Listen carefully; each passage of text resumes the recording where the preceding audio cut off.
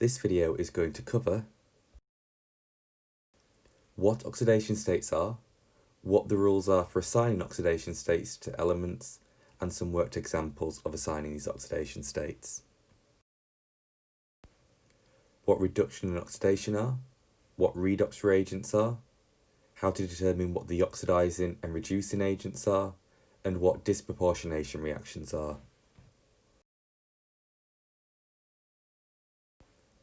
We'll then look at how to write half equations for both simple and complex answers, and then we'll learn how to combine two half equations together.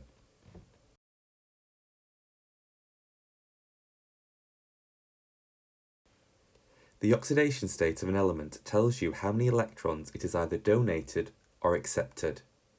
Effectively, imagine what charge that element would have if it was to be an ion. There are 5 rules you need to know about for how to assign an oxidation state to an element.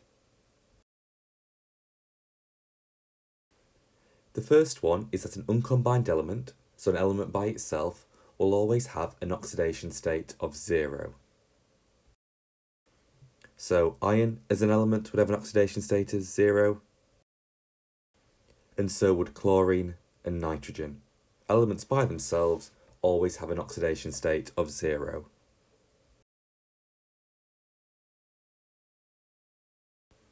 The second rule is that a simple ion will have an oxidation state equal to its charge. And by simple ion, we mean one atom with a charge. We don't mean a molecule or compound with a charge. So aluminium 3+ would have an oxidation state of +3. Cl- would have an oxidation state of -1, and copper 2+ would have an oxidation state of +2.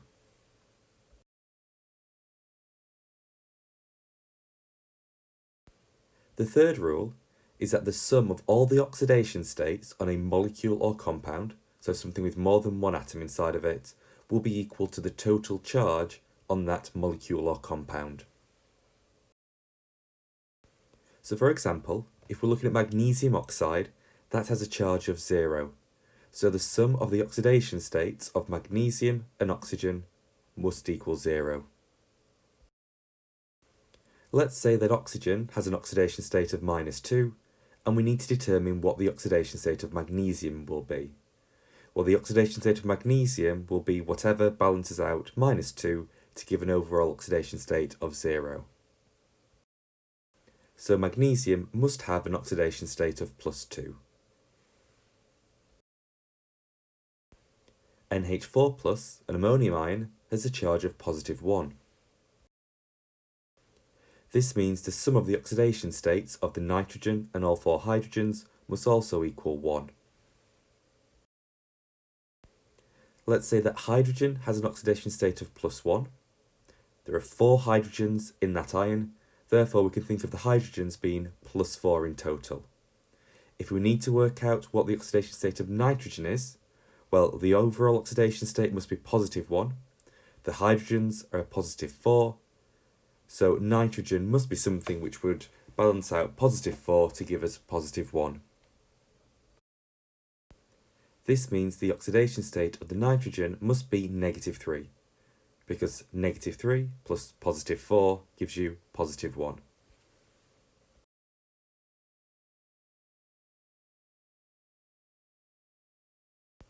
The fourth rule is that the most electronegative element in a molecule or compound will have a negative oxidation state, and this will usually be equal to its ionic charge, so the charge it would have if it would form an ion. For this example, we're going to look at hydrogen sulfide, which has a charge of 0, so the sum of the oxidation states must be 0. Sulfur is the most electronegative element out of sulfur and hydrogen, so we're going to determine what its oxidation state is first. Sulfur is in group 6, so if it was to form an ion, it would have a 2- charge. This means the oxidation state of sulfur will be -2. This means you can work out the oxidation state of hydrogen as being +1, as the overall oxidation state must be 0. We've got 2 hydrogens, so positive 1 add positive 1 minus 2 for the sulfur gives an overall value of 0.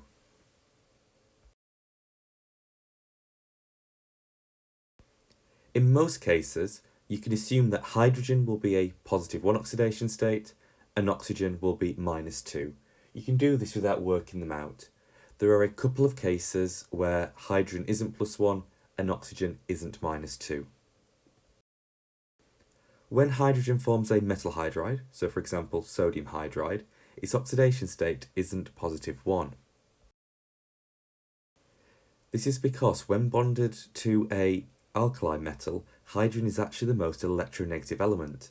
Therefore, hydrogen must have a negative oxidation state. Hydrogen only has one electron, therefore the most electronegative it can be, the most negative charge it can have is minus 1. So its oxidation state will be minus 1. This means that the oxidation state of sodium must be plus 1, as the molecule doesn't have a charge, so the total oxidation states must add up to 0. In hydrogen peroxide, H2O2, the oxidation state of oxygen isn't minus 2. As we just looked at, hydrogen only has one electron. So the most positive hydrogen can be is plus 1, can lose the electron once. This means its oxidation state has to be plus 1 in this case. There are two hydrogens, giving us a total of plus 2. The molecule doesn't have a charge, so the overall oxidation state must equal 0. In order for this overall oxidation state to be 0, this means each oxygen must be minus 1. Two oxygens at minus 1 for a total of minus 2. We'll add with the hydrogens to give an overall oxidation state of 0. So in this case, oxygen has an oxidation state of minus 1 as opposed to minus 2. We're now going to work through a series of worked examples for how to determine different oxidation states. So magnesium is an element by itself, so we'll have an oxidation state of 0. Bromine has a 1 negative charge, so its oxidation state will be minus 1. In this one, for SO3, we're going to determine the oxidation state of the sulfur. Oxygen is usually minus 2. There are 3 oxygens, so they contribute minus 6 in total. The molecule doesn't have a charge, so we need to determine what sulfur could be to balance out the minus 6. Therefore, the oxidation state of sulfur will be plus 6. We're again going to look at the oxidation state of sulfur in the molecule sulfuric acid. The charge is 0, so the overall oxidation state should also be 0. Oxygen has an oxidation state of minus 2. There are 4 of those, so that will contribute minus 8. Hydrogen has an oxidation state of plus 1. There are 2 of those, so they will contribute plus 2. So sulfur must have an oxidation state which when added to positive 2 and minus 8 will give 0 overall. This means that sulfur must be in the plus 6 oxidation state. For zinc hydroxide, we're going to determine the oxidation state of the zinc. As before, oxygen contributes minus 2 to the oxidation state, hydrogen plus 1. There are 2 of each of these, so the oxygen contributes minus 4 in total, and the hydrogen positive 2. There's no charge on the molecule, it's got a charge of 0, so the zinc must have an oxidation state of whatever is added to minus 4 and positive 2 will give 0. Therefore, the zinc will have an oxidation state of positive 2. We're going to determine the oxidation state of the manganese ion. Oxygen has an oxidation state of minus 4. There are 4 oxygens, so that will contribute minus 8. The manganese must be whatever you add to minus 8 to give you minus 2 overall, because the molecule has a 2 negative charge, so the overall oxidation state must be minus 2. Therefore, the oxidation state of the manganese is positive 6, because positive 6 add negative 8 gives negative 2. Sometimes when compounds are written out, the oxidation state is given in brackets as Roman numerals. So this is iron 2 sulfate. This means the oxidation state of iron is positive 2. We're now going to look at the ranges of oxidation states different elements can have. This means what values could their oxidation states potentially be. This only applies for elements which aren't transition metals. The transition metals can have variable oxidation states, and there isn't a set rule for working them out, unlike the elements which aren't transition elements.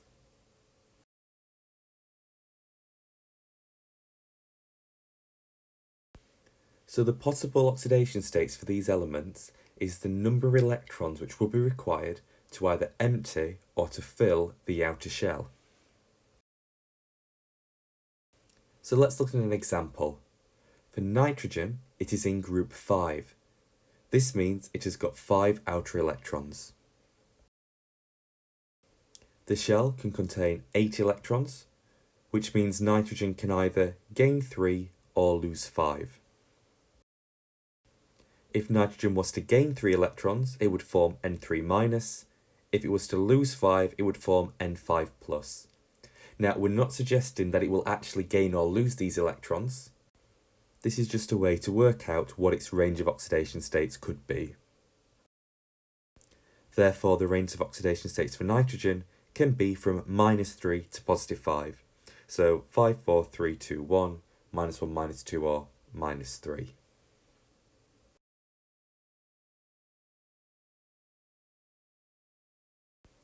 A redox reaction is one where both reduction and oxidation take place in the same reaction. To recap what reduction and oxidation are, we use oil rig. This stands for oxidation is the loss of electrons and reduction is the gaining of electrons. So magnesium going from magnesium as an element to magnesium 2+ is an example of oxidation. If you look at the oxidation states and how they've changed, they've gone from 0 to +2. So the oxidation state has got more positive. If it's got more positive, that means the element must have lost electrons. Therefore, the magnesium has been oxidized. An example of reduction would be hydrogen ions going to hydrogen gas as an element. Again, if we look at the oxidation states, we can see it's gone from +1 to 0. This means the oxidation state has got more negative. If it's got more negative, it means it must have gained electrons, because remember, electrons have a negative charge.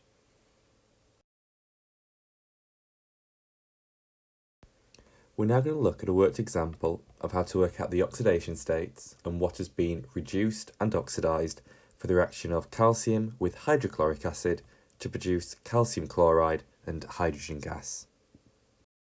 The first thing we're going to do is assign oxidation states to all of the elements.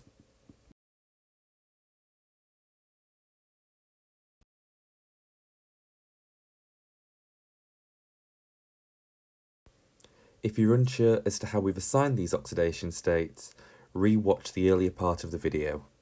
We can now see how the oxidation states for each element have changed. Calcium has gone from 0 to +2.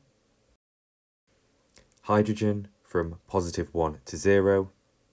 And chlorine went from -1 to -1. It's not changed, so we don't need to look at that in any more detail. So the oxidation state of calcium has gone from 0 to +2. This means it has got more positive, therefore it has lost electrons. So this means it has been oxidized. Hydrogen has gone from +1 to 0. It's got more negative, which means it has gained electrons. This means that the hydrogen has been reduced. We say that calcium is the reducing agent. It's what has given the electrons to the hydrogen. Because calcium was oxidized itself, it lost those electrons, and those electrons went to the hydrogen. So because of that, calcium is what did the reducing, therefore it's the reducing agent. We say the hydrochloric acid is the oxidizing agent. The hydrogen was reduced as it's gained electrons, so the hydrogen in the hydrochloric acid has therefore oxidized the calcium. It's taken the electrons off the calcium. When you have a covalent compound like that, the entire thing is the oxidizing or reducing agent. So it's not the hydrogen which is the oxidizing agent, it's the hydrochloric acid which is the oxidizing agent. We're now going to look at a special kind of redox reaction called a disproportionation reaction. As before, the first thing we'll need to do is to assign oxidation states to each element.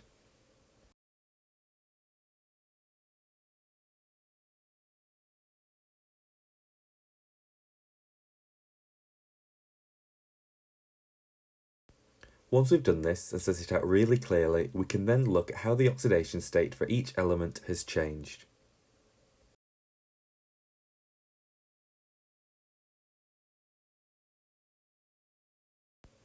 So the chlorine has gone from 0 to -1, and it's also gone from 0 to +1. The hydrogen hasn't changed oxidation state, and neither has the oxygen. This means that the chlorine has been both reduced and oxidised. When the chlorine has gone from 0 to -1, that's got more negative, therefore it's gained electrons and has been reduced. When the chlorine's gone from 0 to +1, that means it's lost electrons because it's become more positive.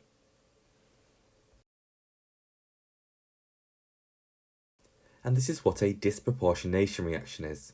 It's where the same species has been both oxidised and reduced. So in this case, the chlorine has been oxidised and reduced. A half equation is an equation which shows where oxidation or reduction has happened. It typically involves ions and it shows the electrons, something we don't normally show in chemical equations. So let's say we're given calcium going to calcium 2+, and we're asked to turn it into a half equation. The first thing we'd do is assign oxidation states. And now we would add electrons to balance the equation. So calcium's gone from 0 to +2, therefore we would need to add 2 electrons. In order to balance it out, in this case, we would add the electrons onto the right-hand side. That's because the oxidation state has got more positive from 0 to +2. This means oxidation has happened, therefore electrons have been lost. Because those electrons are no longer part of the calcium, they've been separated, we show it on the right-hand side of the equation. So this half equation would be calcium going to calcium 2 positive plus 2 electrons. For the half equation of 2 hydrogen ions forming hydrogen gas, again, the first thing we would do is assign oxidation states. We can see from the oxidation states that the hydrogen has gone from being in a +1 oxidation state to a 0 oxidation state. Therefore, it's got more negative, therefore reduction has happened because it has gained electrons. 2 electrons have been gained in total. While the oxidation state is a jump of 1 from +1 to 0, there are 2 hydrogens, so 2 electrons in total. We've just said that this is a reduction process, therefore we're gaining electrons, so we're going to write the electrons on the same side as the hydrogen ions. So when you gain electrons, we write them on the left-hand side. Therefore the half equation would be 2H plus 2E minus 2 electrons going to H2. A final example is 2 bromide ions forming bromine gas. Again, the first thing we're going to do is assign oxidation states. We can see that the oxidation states have got more positive. They've gone from -1 to 0. If the oxidation states are getting more positive, therefore electrons have been lost, therefore oxidation has happened. If electrons being lost and oxidation is happening, the electrons are going to get written on the right-hand side again. Therefore, the half equation is 2 bromide ions going to bromine gas plus 2 electrons. We know this is correct because the charges balance. There's a total of 2 negative charges on the left-hand side of the arrow and a total of 2 negative charges on the right-hand side. Therefore, it's balanced and we've written a correct, valid equation. Some half equations are a lot more complex to write. In this case, there are a few steps we need to follow and they have to be done in this order. The first step is to assign oxidation states to everything in the equation. The second step is to balance the equation for the element changing the oxidation state. So the equation won't balance properly, but we need to make sure we've got the same number of each element where it is changing oxidation state. The third step is we balance the electrons like we did in the previous example. We then need to balance the oxygens, and we do this by adding water molecules to one of the sides of the equation. We then balance the hydrogens in the equation, and we do this by adding H+ ions to one of the sides on the equation. And finally, we check the charges are the same on each side so we know we've completed the equation properly. We'll now work through a worked example of this. So we're going to write the half equation from going from vanadium oxide, so VO2+, to vanadium dioxide, VO2 positive. The first thing we need to do is assign the oxidation states. So in this case, we've got vanadium going from its +4 oxidation state to its +5 oxidation state. There's the same number of vanadiums on each side, so this equation is already balanced. The vanadium is the element where the oxidation state changes, so that's the one we need to make sure we've got the same number of on each side. At this stage, it's really important to remember that when we're adding the electrons, we're doing this based on the oxidation states. We're not trying to balance the charges on each side. So if the oxidation state has got more negative, that means reduction has occurred and we need to gain electrons. If we are gaining electrons, they are written on the left-hand side of the arrow. If the oxidation state has got more positive, that means we must have lost electrons, therefore oxidation has occurred. If we're losing electrons, we show those electrons on the right-hand side of the equation. Vanadium has gone from a +4 to a +5 oxidation state. That means it's got more positive, oxidation has occurred, so we're going to lose electrons. Therefore, the electrons are written on the right-hand side. We've gone from +4 to +5, a difference of 1, so we have lost 1 electron in total. The next step is to balance the oxygens by adding water molecules.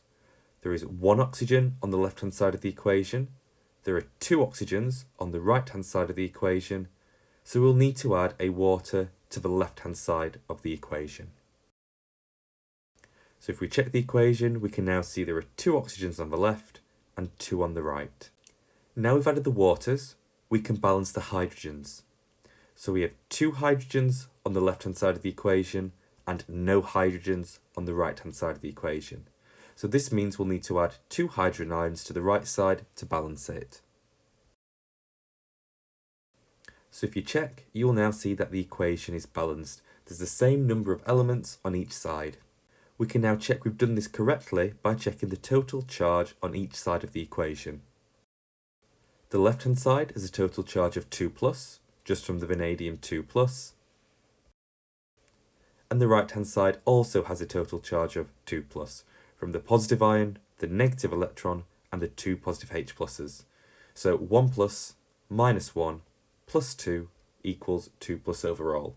Therefore, we know we've written a valid equation. We're now going to work through another example of a complex half equation, looking at how the dichromate ion turns into a chromium 3+ ion.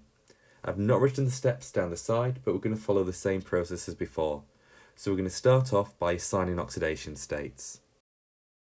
So we can see that each of the chromiums in the dichromate is in the +6 oxidation state, and the chromium 3 plus is in the +3 oxidation state.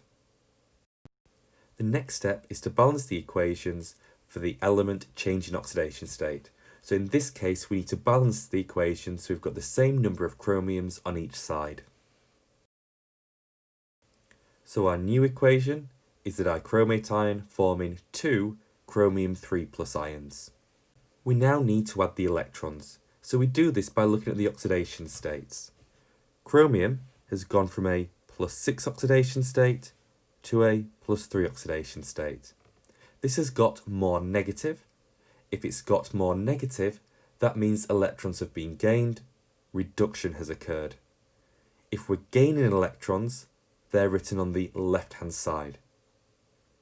Now, even though we've gone from +6 to +3, so we've gone down by 3, there are 2 chromiums present, so that means we've got 6 electrons we need to gain in total. So we've now written out the equation again with those 6 electrons shown on the left-hand side because we've gained 6 electrons. The next step is to balance the number of oxygens. So we've got 7 oxygens on the left-hand side, no oxygens on the right-hand side, so we'll need to add water to the right-hand side to balance it. So to balance those 7 oxygens, we've added 7 water molecules. We now need to do the same balancing process for the hydrogens. So we've got 14 hydrogens on the right-hand side. We'll need to add a suitable number of hydrogens to the left-hand side as H+ ions. We've now written out our equation, which should be fully balanced. So we added 14 H+ ions to balance out the 7 hydrogens on the right-hand side. The last step is to check that the charge is balanced, so we know we've written a valid equation.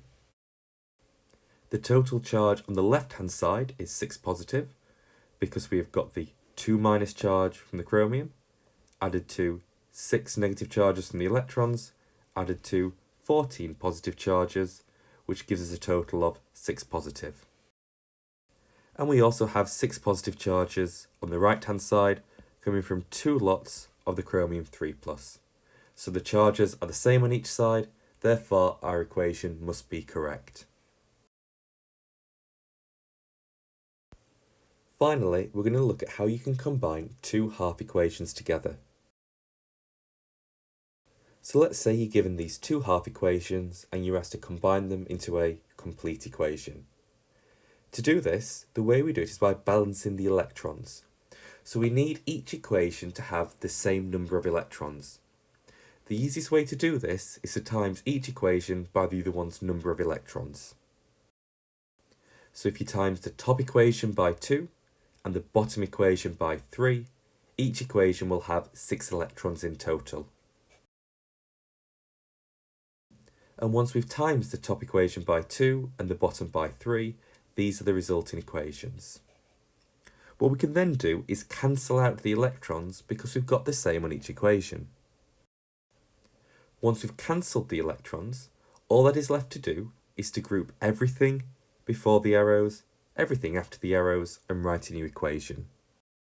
So for example, the iron and the chlorine will be the reactants, and the iron 3 plus ions and the chloride ions will be the products. So this will be our finished complete equation. Sometimes the question might tell you what your product should be. So for example, if this question told you that you were going to make iron 3 chloride as a product, you'd be expected to combine the ions in the product side to give the complete product. So if you were told you were trying to produce iron 3 chloride, rather than writing 2 Fe3 plus and 6 Cl minus, you would write 2 FeCl3. Let's look at one more worked example of combining half equations together. So again, for these 2 equations, we need to make sure they've got the same number of electrons on both. So this would mean timesing the top equation by 2 and the bottom equation by 5. And these are the resulting equations once we've times the top by 2 and the bottom by 5. The next step is to cancel off the electrons because we should have the same on each equation now. And then to group all of the reactants together, and then group all of the products together. Once we've done that, we can then write all the reactants before the arrow, all the products after the arrow, and we'll have a complete equation. So this would be the complete equation for combining these two half equations together.